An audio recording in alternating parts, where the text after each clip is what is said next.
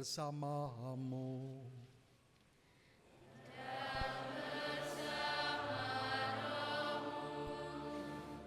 Inilah Injil suci menurut Santo Yohanes.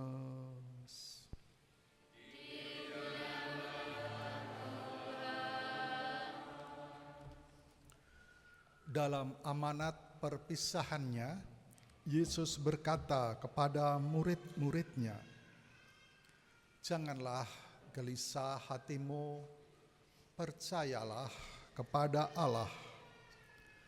Percayalah juga kepadaku. Di rumah Bapakku banyak tempat tinggal. Jika tidak demikian, tentu aku mengatakannya kepadamu. Sebab aku pergi ke situ untuk menyediakan tempat bagimu. Apabila aku telah pergi ke situ dan telah menyediakan tempat bagimu, aku akan datang kembali dan membawa kamu ke tempatku, supaya di tempat aku berada, kamu ada. Kemana aku pergi, kamu tahu jalan ke situ." Kata Thomas kepadanya, "Tuhan, kami tidak tahu kemana Engkau pergi. Jadi bagaimana kami tahu jalan ke situ?" Kata Yesus kepadanya, "Akulah jalan, kebenaran, dan hidup. Tidak seorang pun yang datang kepada Bapa kalau tidak melalui aku. Sekiranya kamu mengenal aku, pasti kamu juga mengenal Bapa-Ku. Sekarang ini kamu mengenal Dia, dan kamu telah melihat Dia." Kata Filipus kepadanya, "Tuhan, tunjukkanlah Bapa itu kepada kami. Sudahlah cukup bagi kami." Kata Yesus kepadanya, "Telah sekian lama aku bersama-sama engkau, Filipus, namun engkau tidak mengenal aku. Siapa saja yang telah melihat aku, ia telah melihat Bapa. Bagaimana engkau berkata, 'Tunjukkanlah Bapa itu kepada kami'? Tidak percayakah engkau bahwa aku di dalam Bapa dan Bapa di dalam aku? Apa yang aku katakan kepadamu tidak aku katakan dari diriku sendiri, tetapi Bapa yang tinggal di dalam aku, Dialah yang melakukan pekerjaan-pekerjaannya. Percayalah kepadaku bahwa aku di dalam Bapa dan Bapa di dalam aku. Atau setidak-tidaknya percayalah karena pekerjaan-pekerjaan itu sendiri. Sesungguhnya aku berkata kepadamu, siapa saja yang percaya kepadaku, ia akan melakukan juga pekerjaan-pekerjaan yang aku lakukan. Bahkan pekerjaan-pekerjaan lebih besar daripada itu. Sebab aku pergi kepada Bapa." Demikianlah sabda Tuhan.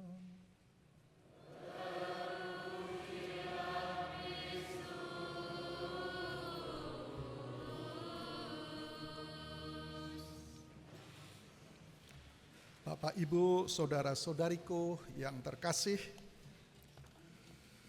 tadi kita mendengar sabda Tuhan Yesus pada saat Dia menjelang perpisahannya dengan para murid. Tuhan mengatakan, "Janganlah gelisah hatimu." Kiranya Tuhan juga gelisah karena Dia tahu sebagai seorang nabi menubuatkan dirinya sendiri dia akan menderita sengsara, wafat disalib. Justru di dalam kegelisahan, ketegangan dia dan para murid yang gelisah bagaimana nanti kalau tuanku, guruku, panutanku itu mati, meninggalkan kita, maka mereka, para murid merasa takut, bingung, kehilangan arah, kehilangan orientasi hidup. Tuhan Yesus memahami kegelisahan para murid itu. Dan sebagai manusia, kita pun juga sering mengalami kegelisahan, terutama ya akhir-akhir ini semua orang mengalami ke depan adanya ketidakpastian ekonomi yang negara kita bagi para pemimpin merasa hebat, luar biasa. Tetapi bagi kita yang menengah ke bawah ini, negara kita sungguh menyesakkan.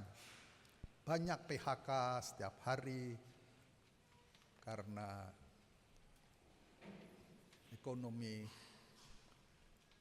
tidak baik-baik saja. Banyak orang sekarang mengalami ketidakpastian ekonomi. Mungkin kita juga merasa gelisah karena masalah keluargaku. Masalah kesehatanku. Bahkan masalah krisis iman kepercayaanku. Kadangkala kita seperti para murid sudah mengikuti Tuhan, menjadi murid Tuhan, tetapi tetap merasa takut. Kita sudah merasa percaya, beriman kepada Tuhan, tapi kita merasa sebagai manusia hati kita tetap goyah. Dan Tuhan tidak menyalahkan kegelisahan itu. Tadi Tuhan berkata, "Mengapa kamu lemah?" Tuhan tidak berkata demikian, "Mengapa kamu lemah?" Sebaliknya ia berkata, "Percayalah kepada Allah. Percayalah kepada Allah. Percayalah kepadaku."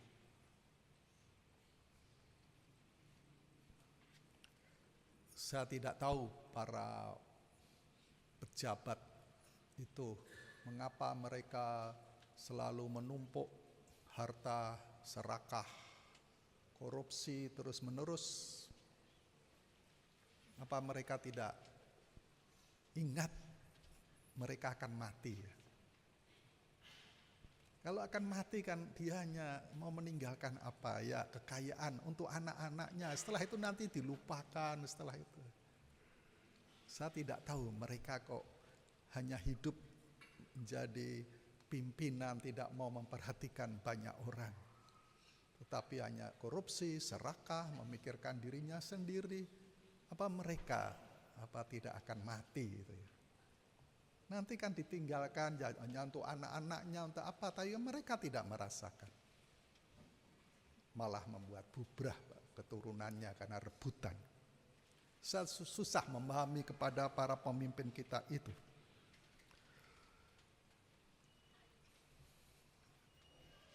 Yesus mengatakan, "Percayalah kepadaku." Saudara-saudariku, jadi imanku, kepercayaanku bukan berarti kita tidak pernah gelisah. Tetapi kita memilih untuk tetap percaya di tengah kegelisahan.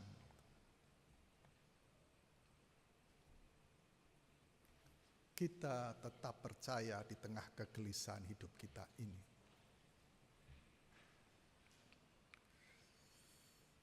Tuhan tadi mengatakan tujuan hidup kita ya di rumah Bapa.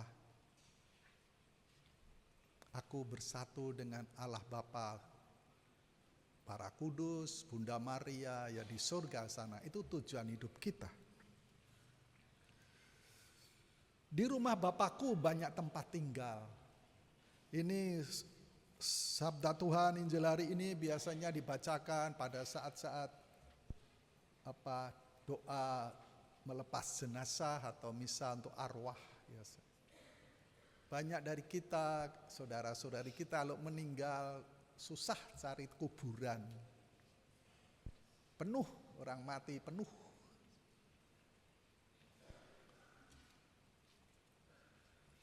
Di Adijasa itu setiap hari parkir susah.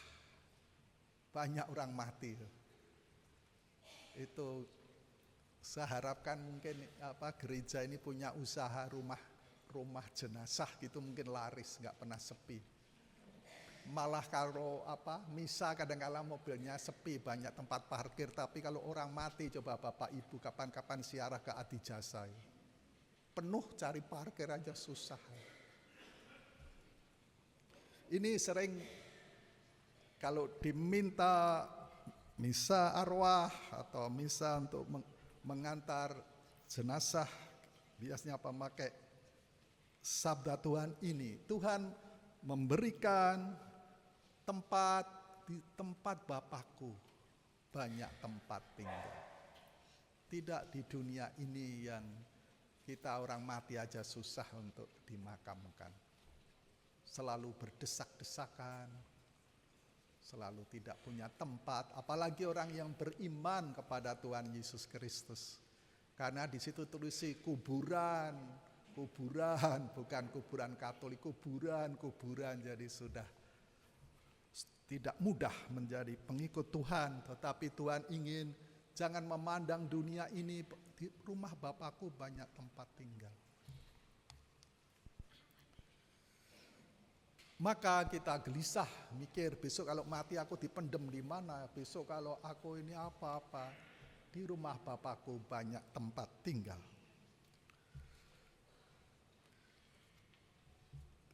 Itulah janji yang luar biasa karena Tuhan memberi arah tujuan hidup kita. Jadi hidup kita di dunia ini bukan tanpa arah, gentayangan ke sana kemari. Tetapi kita punya tujuan rumah Bapa. Rumah Bapa. Dan itu yang menambah iman kepada saya, paling tidak mungkin juga para suster, yang bruder, biarawat yang mengucapkan kol kemiskinan. Karena kalau orang-orang yang sudah umur itu mikir, mau mati kan mikir, waduh aku punya kekayaan itu, gimana. Tapi kalau sudah tujuan hidupku rumah Bapa, itu membuat damai, gak usah mikirkan yang lain-lain. Seringkali saudara-saudariku kita terlalu sibuk ke rumah sementara. Rumah sementara, rumah yang mudah berubah. Misalnya, jabatan. Jabatan itu bagi kita rumah sementara. Tapi banyak orang yang ingin menjadi rumah yang abadi. Ingin punya jabatan itu terus-menerus dengan segala cara. Dengan segala kebohongan, dengan segala apa saja. Padahal itu tidak tetap. Mungkin kita ingin membangun rumah sementara dengan kekayaan. Ada saudara-saudariku yang lain yang meninggal, lalu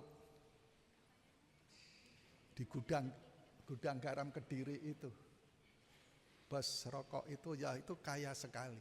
Sampai jenazahnya mungkin 2 bulan atau 3 bulan di ruang gudang garam. Tapi bos itu meninggal ya tetap hanya dia sendiri. Kekayaannya nggak bisa dibawa. Mau disuruh di situ terus, malah anak-anaknya, cucu-cucunya akan takut pergi. Jadi itu rumah sementara kita bangun, kadangkala menjadi rumah seakan-akan abadi. Lalu mungkin kita juga ingin membangun rumah yang sementara ini kenyamanan di dunia. Di dunia ini merasa nyaman, tidak, semua berubah. Semua berubah. Di dunia ini semua berubah. Yang tidak berubah apa? Ya Tuhan Yesus Kristus itu. Maka di dalam kitab lain Paulus mengatakan Tuhan Yesus Kristus sama hari kemarin, sekarang, dan yang akan datang tetap. Dunia ini akan berubah. Aku sekarang hidup, besok ya mati. Aku besok gembira, ya besok susah. Aku besok semua di dunia ini akan berubah.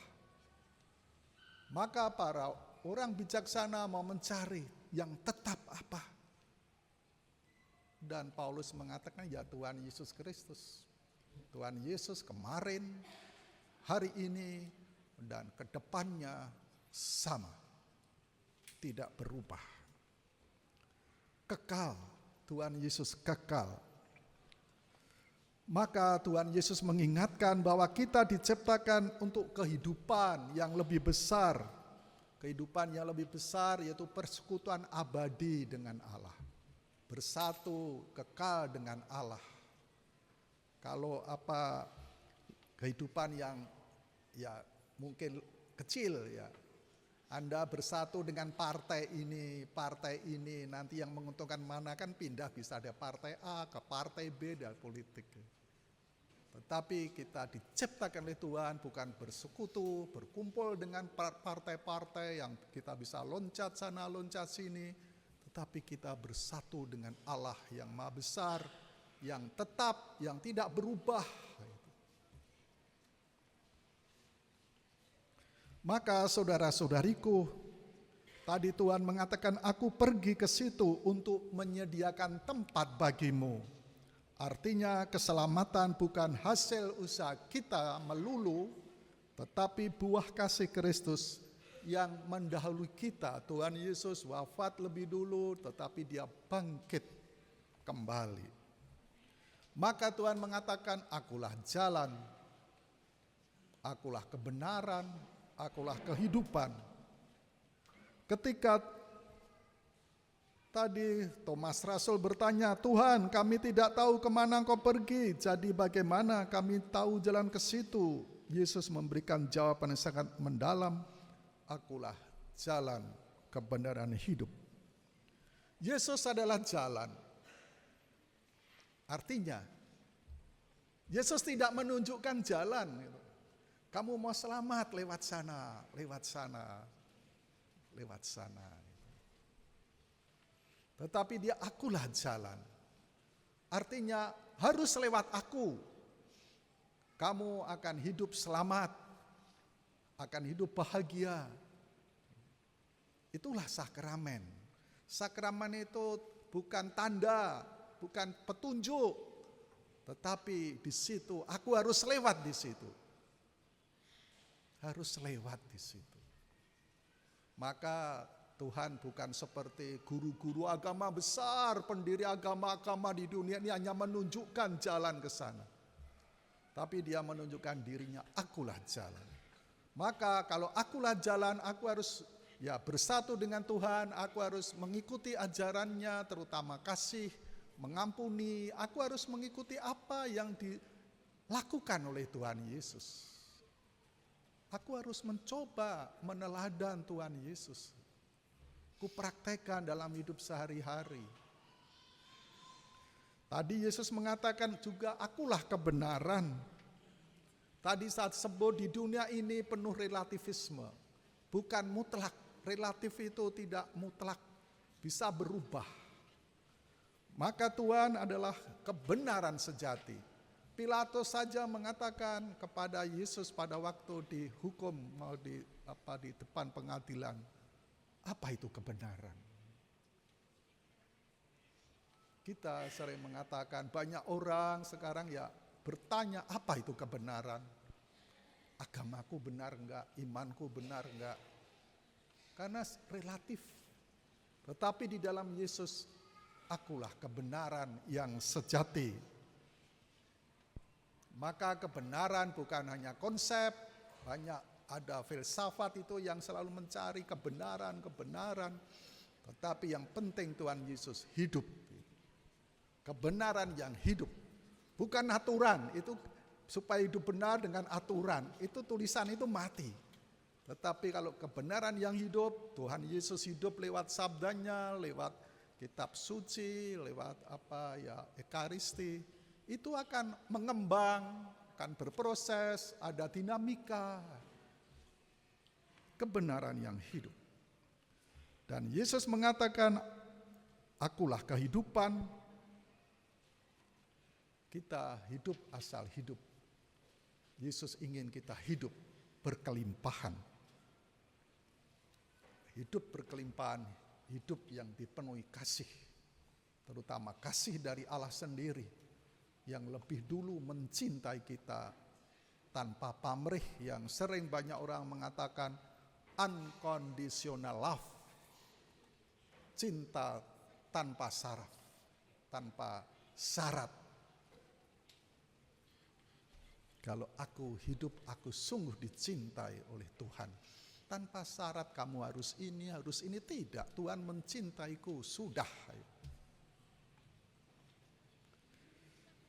Kita dipenuhi kasih dan akan mengalir damai. Kemudian kita senantiasa dekat pada Allah.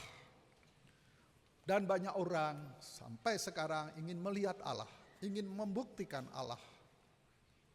Tetapi Yesus mengatakan, engkau kalau melihat aku, melihat Bapa. Maka saudara-saudariku,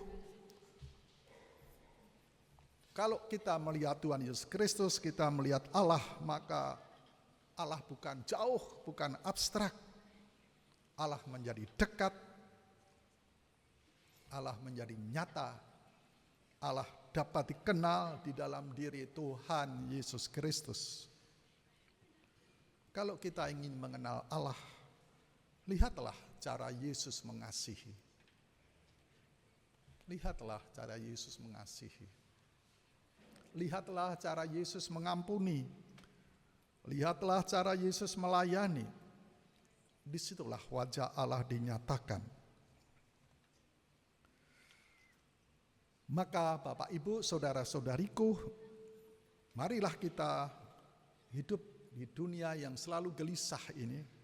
Kita mohon rahmat supaya menjadi percaya, mohon tambahnya iman kepada Tuhan Yesus Kristus. Kita mungkin takut, tetapi Tuhan selalu memberi harapan. Harapan engkau nanti bersatu dengan Allah di surga. Mungkin kita bingung. Kita mohon rahmat Tuhan supaya menemukan jalan kembali di dalam Kristus Yesus. Amin. Marilah kita berdiri, kita perbariman kita dengan syahadat yang singkat. Aku percaya akan Allah